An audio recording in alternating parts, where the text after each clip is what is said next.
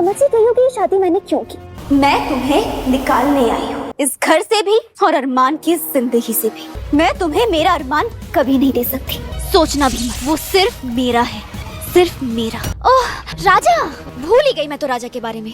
वो तो बस एक मोहरा है अरमान को हासिल करने का, और जैसे ही मुझे मिल जाएगा ना आसमा, राजा का रोल खत्म, द एंड, फिनिश। वो कहते हैं ना आसमा कि प्यार और जंग में सब जायज होता है।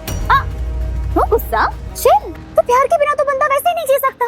तो डोंट वरी, जिस दिन अरमान मेरा हो जाएगा ना, राजा का रोल खत्म, फिनिश। वो जैसे दूध में से मक्खी बाहर निकाल के फेंकते हैं ना, वो हाल तुम्हारा होगा। अरमान को हासिल करना ही मेरी जिंदगी का इकलौता मकसद है, भूलना मत। एकम के खिलाफ जाकर आलिया ने की राजा से कोर्ट मैरिज। तो भाई हमने देखा किस तरीके से जो एकम है वो आ जाता है आलिया को लेने के लिए अरमान के घर, क्योंकि भाई आलिया और राजा एक दूसरे से शादी कर चुके हैं मंदिर में। यहाँ पर राजा ने ना आलिया की मांग में सिंदूर भर दिया था और भाई वो घर लेकर आ गया था अपने, और रीति रिवाज भी करा लिए थे, उसने सबका आशीर्वाद ले लिया था, गृह प्रवेश भी हो गया था।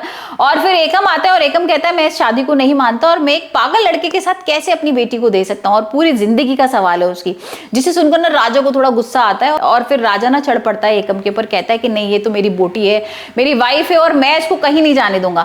अब भाई आलिया समझाती है एकम को कि डैडा मैं बताती हूँ आप, यहाँ पर वो बताती है कि जिस एनजीओ में राजा पढ़ता था, जिसमें उसका साइकोलॉजिकल उसका पूरा इलाज हो रहा था, यहाँ पर आलिया काम करती थी 2 महीने से। तो भाई ये कोई कोइंसिडेंस तो हो नहीं सकता, ये तो सब प्लानिंग है आलिया की। और यहाँ पर वो बोलती है कि भाई मैं ना, मुझे पता है कि वो किस तरीके से टैकल करना होता है, क्योंकि 2 महीने से वो पूरा मेरे अंडर में ही था और मैं उसकी देखभाल कर रही थी। तो यहाँ पर अरमान और आसमा को अभी तक तो शक था, लेकिन यहाँ पर वो कंफर्म हो जाते हैं कि भाई आलिया किसी बड़े मकसद से आई है और राजा से वो पागल बना रही है, उससे शादी कर रही है।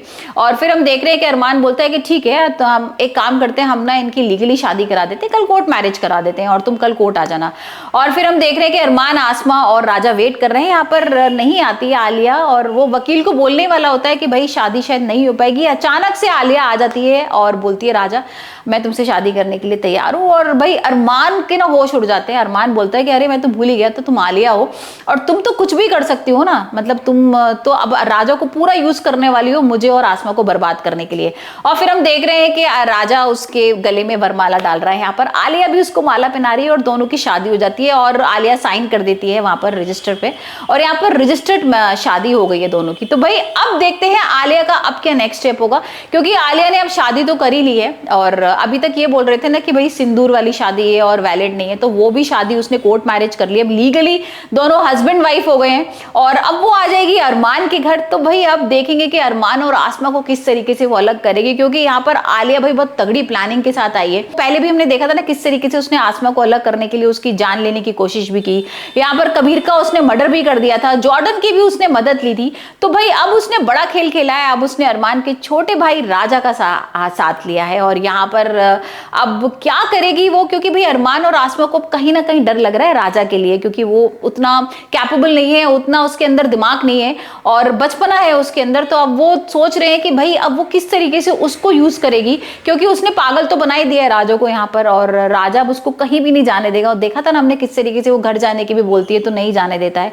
तो भाई अब वो देखते हैं कि राजा तो उसको अब पूरी अपनी बोटी मानने लगा है, अपनी वाइफ मानने लगा है। और यहाँ पर हमने एक सीन भी देखा था कि वो आसमा को धक्का भी दे देता है कि आप किस तरीके से बात कर रही हो मेरी वाइफ से। तो आपने बताइए आपको दारिया का एपिसोड कैसा लग रहा है, और जो आलिया ने ये स्टेप उठाया है राजा से शादी करने का और अरमान और आसमा को अलग करने के लिए, क्या आपको लगता है कि क्या इसमें वो सक्सेसफुल हो पाएगी?